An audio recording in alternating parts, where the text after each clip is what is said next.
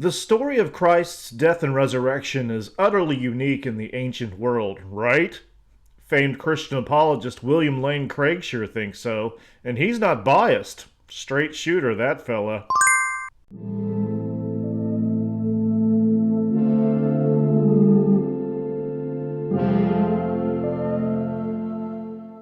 Scholars have long known that Christianity reflects the predominant ideas of its time and place in history, including the notion of divinities who die and then are raised to life and highly exalted. For some reason, Christian scholars don't like this. Huh, weird. Let's take a look at old Billy Craig's objections to this and see how he fares. Remember I mentioned that New Testament scholarship has tried all these other things before. And one of them back in the late 19th century, early 20th century was this attempt to compare Christian beliefs to what one could find in other ancient religions. And one of the things that was tried was to look at supposed resurrection myths of dying and rising gods like Osiris and Tammuz and Adonis and so forth. And some of the scholars at that time thought to try to explain away the Christian belief in the resurrection as a result of the influence of these pagan myths of dying and rising gods. Well, that movement soon collapsed within New Testament scholarship. And these internet people who are still pushing it are over 100 years out of touch with scholarship on this issue. Yeah, it's just silly internet people using outdated sources from the late 19th and early 20th century. Those pesky, misinformed web jockeys. Shall we play a game? Oh. Unless you're counting Dr. Marvin Meyer, a scholar of early Christianity who wrote in 1987, some scholars have argued that the image of the dying and rising gods and goddesses in the mystery religions is fanciful, and that these deities do not actually rise as Jesus is said to have risen. They may indeed die like Jesus, but thereafter they stay where they belong, that is, dead. Such critique of dying and rising deities may well be motivated by apologetic concerns designed to maintain the uniqueness of the resurrected Christ. In fact, the deities in the mystery religions provide ample evidence for the proclamation of the continuation of life and the manifestation of new life in the mysteries. Or Old Testament scholar John Day, who wrote in 2000 that Baal was regarded as a dying and rising god, cannot seriously be disputed. There have been attempts to deny that Baal was a dying and rising god, but these have failed in my view. Or New Testament scholar Robert M. Price, who wrote in 2010, "The Jesus story as attested in the epistles shows strong parallels to Middle Eastern religions based on the myths of dying and rising gods. Pointing out secondary, even trivial differences between specific myths, apologists would have us deny that they form a general type. But again, one might as well argue that there is no such thing as a religion or a miracle story, because the actual cases are not all exactly alike." Or scholar of early Christianity John Granger Cook, who argued as recently as 2018 in his 700-plus page tome on such topics, "This brief survey indicates fairly clearly that the category of dying and rising gods is still useful to describe the vicissitudes of a number of ancient divinities, and thus the thesis that the concept is dead cannot be sustained. Just as the Greek of the LXX and New Testament has its place in the matrix of classical Greek, so the resurrection of Christ can be placed in the matrix of the bodily resurrections of cult figures from the Mediterranean world." That's just a sample of relatively recent statements from actual scholars. What gives, Dr. Craig? Are you a real doctor, or are you a doctor the way Dr. Pepper is a doctor? Now you're drinking Dr. Pepper right now. That's exactly right. That stuff is good. It's got sugar in it, and two doctors have told me that if I drink it, I will die, but they died first. Why did it collapse? For two reasons. Number one, the parallels turned out to be spurious.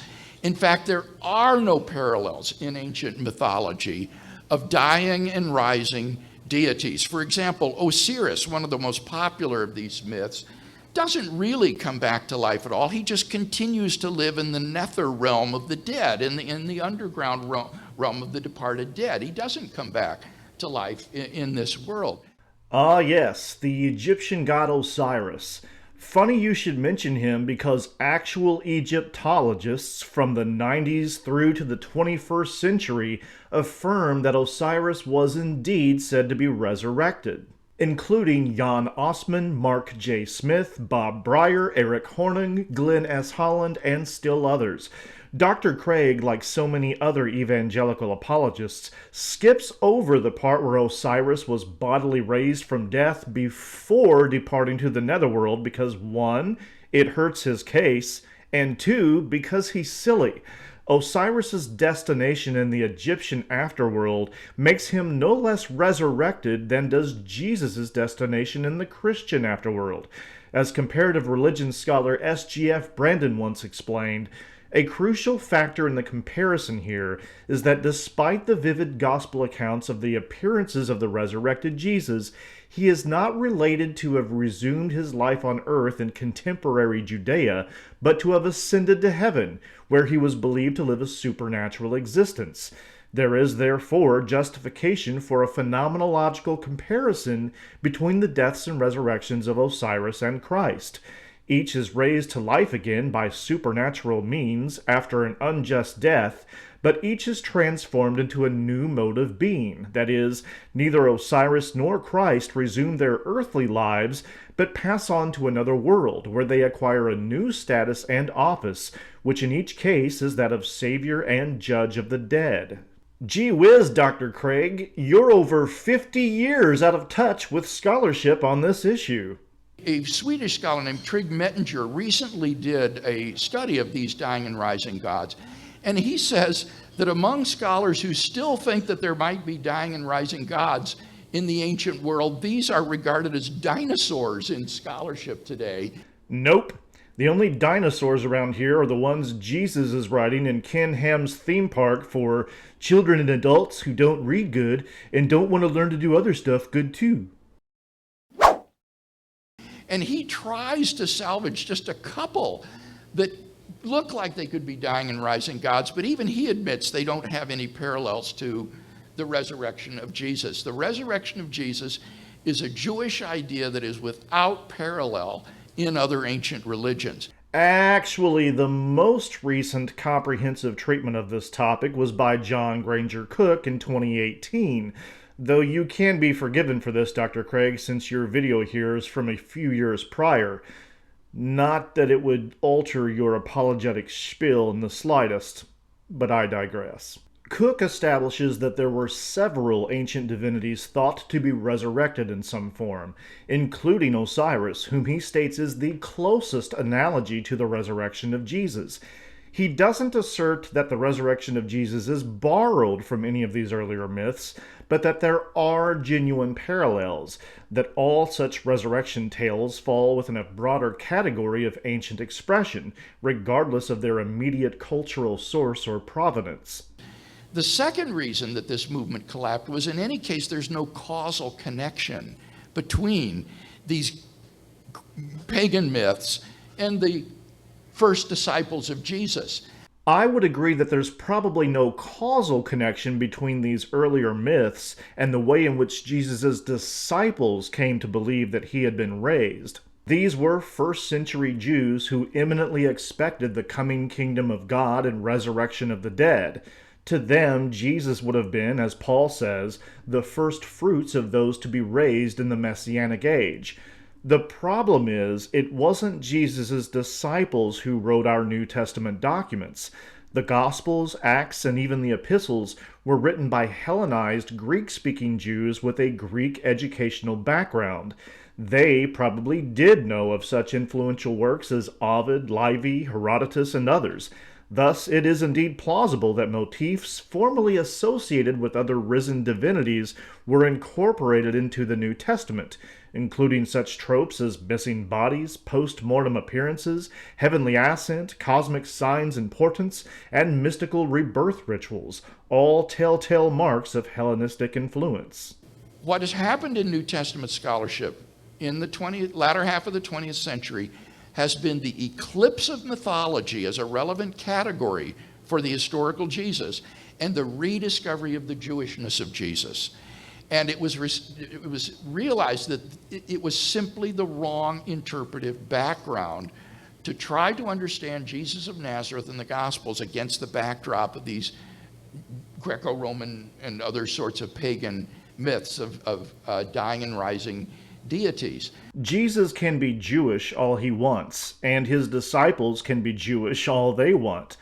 All of these resurrection myths have a cultural background within which the belief took hold. Jesus' resurrection was originally spawned within a Jewish milieu. The resurrection of Osiris was originally spawned within an Egyptian milieu, and so on. But that doesn't alter the fact that these are phenomenologically similar ideas, belonging once again to a broader category of ancient mythic expression.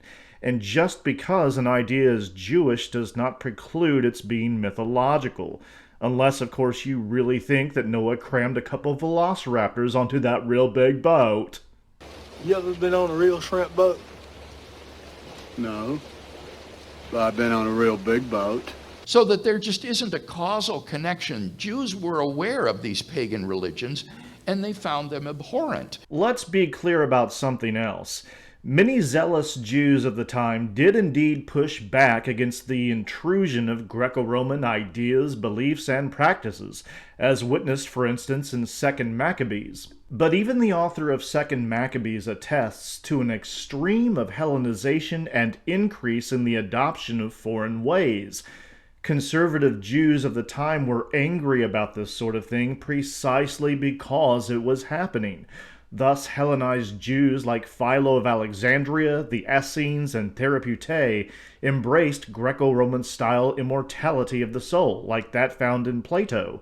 As scholar M. David Litwa observes, Christianity was born from a Jewish mother who was already Hellenized. In the time of Jesus himself, Palestinian Jews had thoroughly adopted and adapted Greek ideas, including theological ones, to such an extent that in many cases what appears to be a distinctly Jewish notion is in fact a Greco-Jewish cultural hybrid.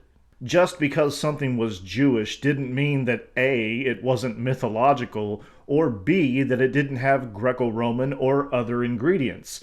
Christianity arose during a time of rampant syncretism, and Jews were just as susceptible to this as anyone else in the ancient world.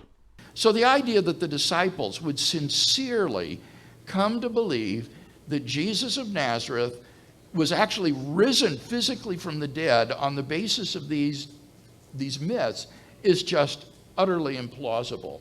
Again, Jesus' disciples may have believed that Jesus had been raised from the dead within the context of apocalyptic Judaism and imminent expectations of the resurrection of the dead.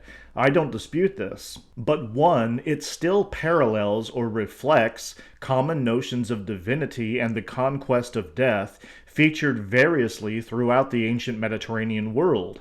See my presentation on Resurrection and Apotheosis in Pre-Christian Antiquity, which I gave for both the Global Center for Religious Research and the Mythvision Podcast, links included below. And two, the original Jewish belief in Jesus' resurrection may have accreted religious themes and motifs from the wider Mediterranean world as it spread out into that world, something for which we have telltale clues throughout the New Testament, including the very earliest documents, Paul's letters, which are virtually swimming in mystery religion terminology and salvation schema. Go figure, Paul was selling this newfangled religion to a Gentile audience who needed some assimilating. You will be assimilated. Resistance is futile. In sum, there certainly were dying and rising gods and immortalized heroes prior to Christianity, and this is not just the opinion of outdated scholarship or internet junkies.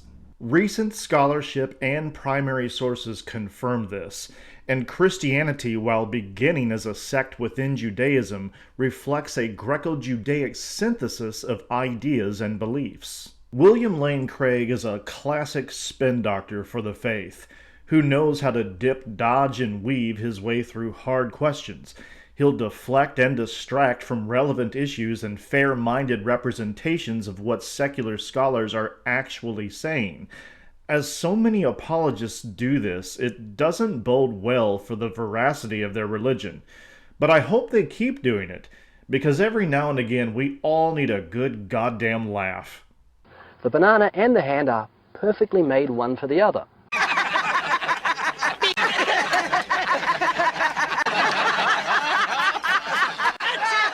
This has been Derek Bennett with Atheologica. Be sure to like and subscribe so that you don't miss out on future content. You can also support me on Patreon, where you'll get early access to the written content of upcoming videos, including invaluable references and sources. Any help you can provide, no matter how great or small, will go a long way toward keeping this channel going. Big thanks, by the way, to my current patrons. You guys are the bee's knees, baby. Till next time.